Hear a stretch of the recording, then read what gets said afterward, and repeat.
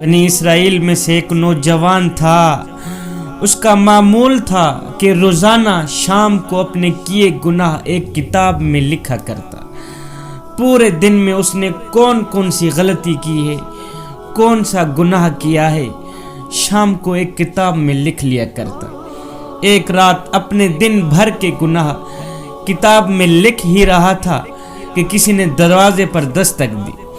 اس گنہگار نوجوان نے باہر نکل کر دیکھا، حیران رہ گیا کہ باہر ایک خوبصورت حسن کی ملکہ شہزادی کھڑی ہے، جس کو میرے اللہ نے بڑے ہی حسن سے نواز رکھا تھا۔ اس گنہگار نوجوان نے اس لڑکی سے پوچھا، کیسے آنا ہوا، کیا چاہیے تمہیں؟ اس لڑکی نے جواب دیا، صاحب میرے پاس یتیم بچے ہیں، میرا شوہر فوت ہو گیا ہے، 3 دن سے بھوکے ہیں، کھانے کے لیے کوئی چیز میسر نہیں ہے۔ ان یتیم بچوں کے لیے اگر آپ کچھ سامان دے دیں کھانے کا تو آپ کا احسان ہوگا۔ اس گنہگار نوجوان نے اس لڑکی کو کہا، اندر آ جاؤ۔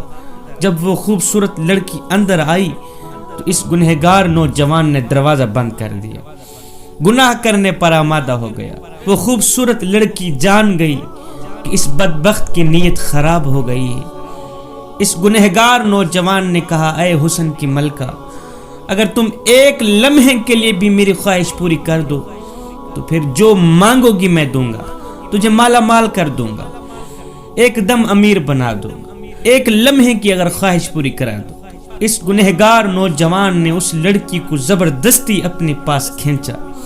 جب اس نوجوان نے زور سے کھینچا، ضد کی، تو اس خوبصورت لڑکی نے، اللہ کی نیک بندی نے زور سے پکارا، اے مصیبتوں کو دور کرنے والے رب، مجھے اس ذلیل انسان سے بچا لے۔ وہ خوبصورت لڑکی کہنے لگی، اے موت کو بھول جانے والے انسان، کیا تو نے مرنا نہیں ہے؟ اور مجھے تو موت سے غافل نظر آتا ہے۔ کیا تو جانتا نہیں ہے کہ تیرے سے بہتر بڑے بڑے طاقتوروں کو موت نے نیلام گھاٹی میں سلا دیا، ان کو سوائے کفن کے کچھ بھی نصیب نہیں ہوا۔ آج ان طاقتوروں کا موٹا تازہ بدن مٹی کا رزق بن گیا، ان کا نام و نشان خاک میں مل گیا۔ اے شیطان کی جال میں پھنسنے والے نوجوان، آنکھیں کھول، یہ حشر صرف ان کا نہیں ہوا، تیرا بھی ہونے والا ہے، اور وہ دن دور نہیں، وہ دن قریب ہے۔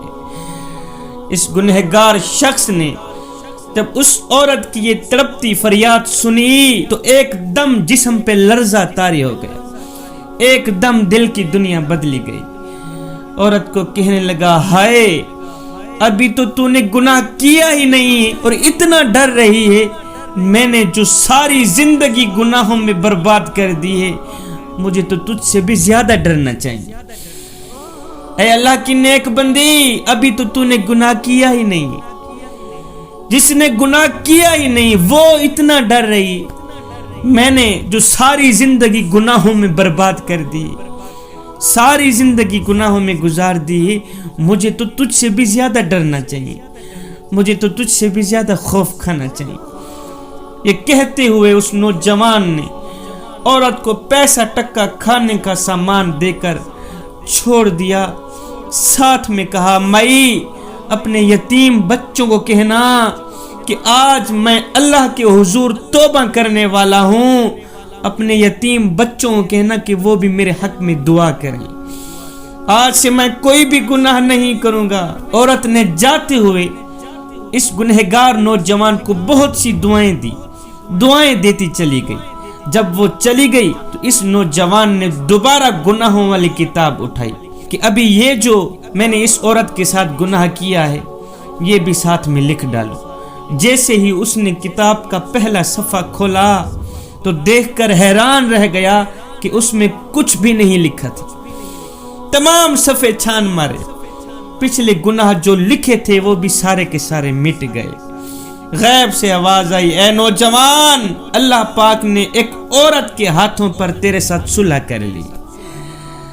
ایک عورت کے ہاتھوں تو نے ایک عورت کی عزت رکھی ہے، عورت پر خوف کھایا ہے، عورت کی خدمت کی ہے، اس نے دعا دی ہے، اللہ تعالیٰ نے اس عورت کی دعا قبول کی ہے، اللہ نے تیرے ساتھ صلح کر لی ہے، اب تو بھی اللہ کے ساتھ اپنا معاملہ درست کر لے۔